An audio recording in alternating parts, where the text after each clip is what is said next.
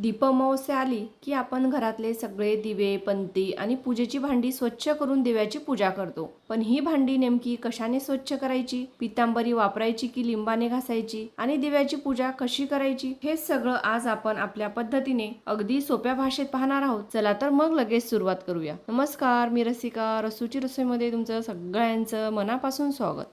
तांबी पितळीची भांडी आपल्या रोजच्या वापरात नसतात, त्यामुळे ती अशीच पडून पडून खूप खराब होते आणि मग ती घासायची म्हटलं की आपल्याला जीवावर येतं. पितांबरीने हात खराब होतात, कधी घरात लिंबूही नसतं, पण आता त्याची अजिबात काळजी करू नका.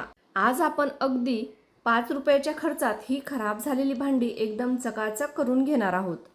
त्यासाठी इथे मी एका डिशमध्ये 1 चमचा सॅट्रिक ॲसिड घेतला आहे आणि त्यामध्ये 1 चमचा गव्हाचं पीठ घालायचं आणि दोन्ही छान मिक्स करून घ्यायचं. त्यानंतर यामध्ये थोडं थोडं पाणी घालून एक पातळसर मिश्रण तयार करून घ्यायचं.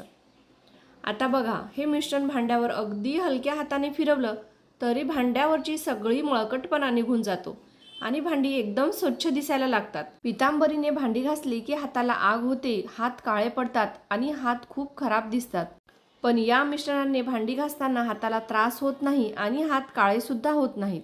हे मिश्रण लावून मी सगळी भांडी, दिवे, समई छान स्वच्छ करून घेतली आहे आणि बघा, स्वच्छ केल्यानंतरची भांडी आणि आधीची भांडी यामध्ये किती फरक दिसतो. अगदी घरात सहज मिळणाऱ्या साहित्याने आणि हात खराब न करता ही सगळी भांडी आपण स्वच्छ करून घेतली आहे. तांबी पितळीचे दिवे स्वच्छ करून झाले आहेत. आता आपण कणकेचे दिवे बनवून घेऊया. त्यासाठी इथे मी एका छोट्या चटणीच्या वाटीने पाव कप किसून घेतलेला गूळ घेतला आहे. आता त्यामध्ये गूळ बुडेल इतपतच गरम पाणी घालायचं आहे.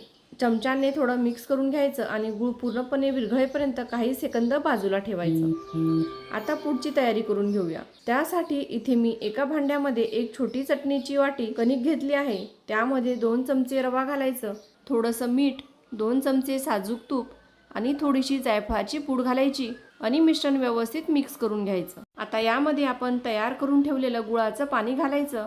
गुळाचं पाणी वापरताना ते नेहमी गाळूनच घ्या. याच गुळाच्या पाण्यामध्ये हे पीठ मळून घ्यायचं. प्रमाण अगदी योग्य आहे, त्यामुळे वरून वेगळं पाणी घालायची गरज पडत नाही. या गुळाच्या पाण्यामध्ये छान कणिक मळून तयार होते. इथे मी फक्त 1 चपातीला लागतं तेवढंच कणिक मळून घेतलं आहे, म्हणजे यामध्ये आपले सहज 5 दिवे तयार होतात. कणिक झाकून 5 मिनिटं ठेवले आणि 5 मिनिटांनी आता आपण कणकेचे दिवे बनवायला घेऊया. त्यासाठी कणिक हातावर घेऊन थोडीशी मळून सैल करून घ्यायची. त्यानंतर कणकेचे छोटे छोटे 5 उंडे करून घ्यायचे. हे 5ही उंडे साधारण समान आकाराचे करून घ्यायचे, म्हणजे दिवे आपले लहान मोठे होत नाहीत.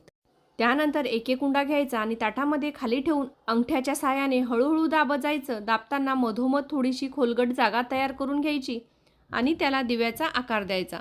दिव्याची कडा जास्त जाड ठेवायची नाही, अगदी पातळसर ठेवायची. मधोमध थोडंसं खोल करायचं, म्हणजे त्यामध्ये तेल किंवा तूप व्यवस्थित राहील. अशा पद्धतीने सगळे 5 दिवे तयार करून घेऊया.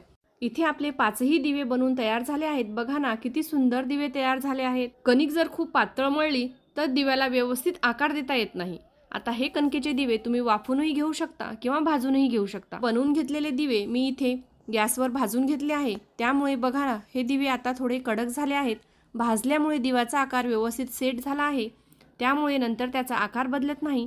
तसंच तेल किंवा तूपसुद्धा खाली सांडत नाही. अगदी आपल्या मातीच्या दिव्यासारखेच हे दिवे कडक आणि छान तयार झाले आहेत. आता सकाळी किंवा संध्याकाळी दिव्याच्या पूजेची तयारी करूया. इथे मी आपल्या कणकेच्या दिव्यामध्ये वाती घालून घेतल्या आहेत आणि त्यामध्ये तूपही घातलं आहे. तसेच सगळे दिवे तयार करून घेतले आहेत. समई आणि बाकीचे दिवे स्वच्छ धुवून घेतले आहेत. त्यामध्ये तेल तूप घालून घेतलं आहे. आजूबाजूला सुंदर रांगोळी काढून फुलं ठेवून आणि पूजेचं सगळं साहित्य व्यवस्थित मांडून घेतलं आहे. आता सगळे दिवे प्रज्वलित करूया आणि दिव्याची पूजा करून घेऊया. दिव्याखाली तांदूळ घेऊन त्यावर हळद कुंकू व्हायचं आणि त्यावर दिवे ठेवायचे. प्रत्येक दिव्यामध्ये 2 वाती घेऊन त्याची जोडवात तयार करायची.